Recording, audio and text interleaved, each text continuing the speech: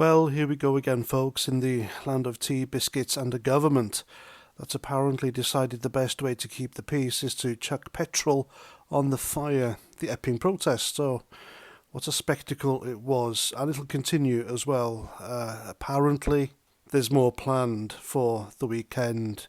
The great British public pushed to the brink out in the streets because, surprise, surprise, nobody in Westminster seems to give a toss about what they think. And let me tell you, the kettle's not just whistling, it's about to blow the bloody lid off. So, what's got the good people of Epping so riled up? Unconfirmed reports, because of course the media's too busy polishing their halos to dig into the truth, say a migrant's been accused of attacking a young girl. Locals aren't having it.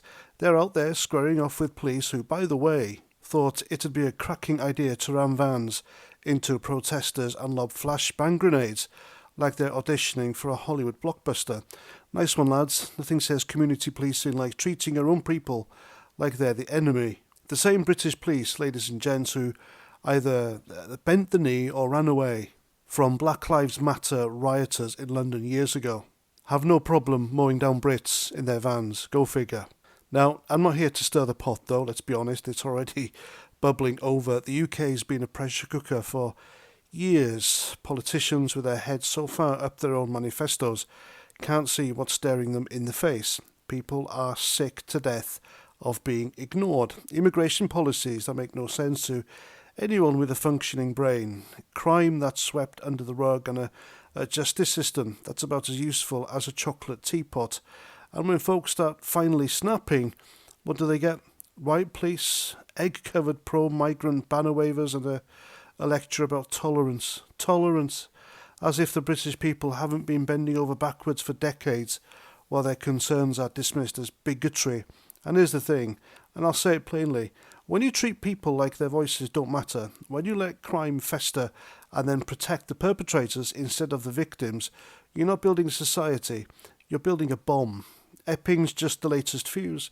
The anger's not just about one incident, though. It's about a system that's been spitting in the face of ordinary folks for too long.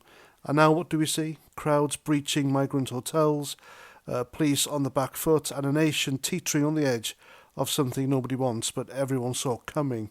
The powers that be, our illustrious leaders, those champions of democracy, have the nerve to act shocked. Shocked as if they didn't spend years poking the bear with a stick. You don't keep telling people to shut up and take it while their communities crumble and expect them to sit quietly with a cup of tea.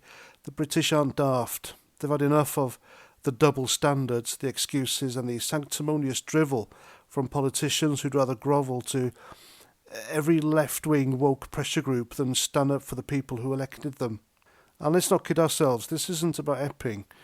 This is every town, every city, every corner of the UK where people are looking at each other and saying, right, that's it. You know, the trust is gone. Gone with the police, gone with the politicians, gone with the media who'll call you a thug for daring to care about your own kids' safety.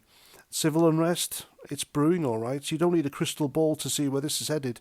You know, if someone doesn't pull the finger out and start listening. So what's the answer? Well, it's not more vans, more grenades, or more sanctimonious claptrap about diversity. It's about facing reality. It's about leaders who have the guts to admit that mass immigration without integration is a recipe for disaster. It's about a justice system that put victims first, not ideology. And it's about giving the British people, decent, hard-working folks, a reason to believe their country still belongs to them. But don't hold your breath. The clowns in charge will probably just double down, call everyone a fascist, and hope it all blows over. Well, spoiler alert, it won't. The UK is at boiling point, and Epping's just the first bubble to burst. Keep ignoring the steam, and you'll get scolded. This country's teetering on the edge, folks. It really is at boiling point. People are angry, and no one's listening to them. And it's all heading towards a conflict, a terrible, deadly conflict. I can see it coming. I don't want it to happen, and neither do the people, which makes me think maybe it's the powers that be that want it to happen. Who knows? What do you reckon? Let me know in the comments. And there we go. I'm past 49. Thanks for watching. And until the next time, Roger Trout.